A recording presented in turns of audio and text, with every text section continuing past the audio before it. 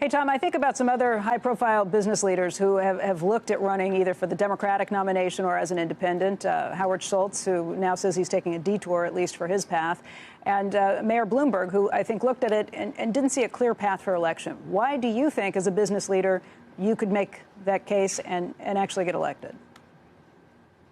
Well, I think two things, Becky. First of all, for the last 10 years, I've been putting together coalitions of ordinary American citizens to take on unchecked corporate power, and we've been winning. So I have been doing this successfully as an outsider in the political system for 10 years.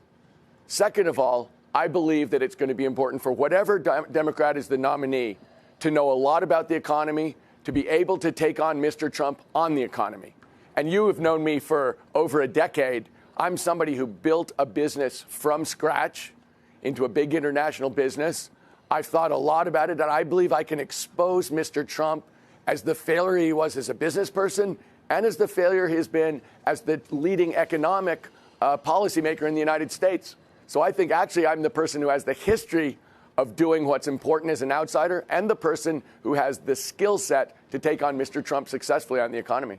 Hey, Tom, as a billionaire and as a businessman, there is probably a large chunk of your party that thinks that that's going to disqualify you. You're somebody who has taken advantage of the capitalist system, and there are a lot of people in your party who think that capitalism has a big problem. Why do you think that you're going to be able to go up against that, just realizing some of the things that are happening in the Democratic Party right now? Well, I do think there's a problem with business in the United States, Becky, and that's this. Business has decided it can take over government and has successfully done so.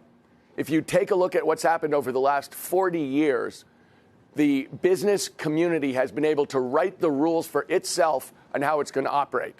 You take a look at exactly what's happened in terms of distribution of income around this country, and you can see that for 40 years, the vast bulk of Americans haven't gotten a raise. That's 2 generations. That's never happened before. So there is a problem with business, which is business is not supposed to be the prime controller of the American government. The American people are. And that's something which I think it is urgent for us to redress. And I think that I'm the person to do it because I've successfully been taking them on for 10 years.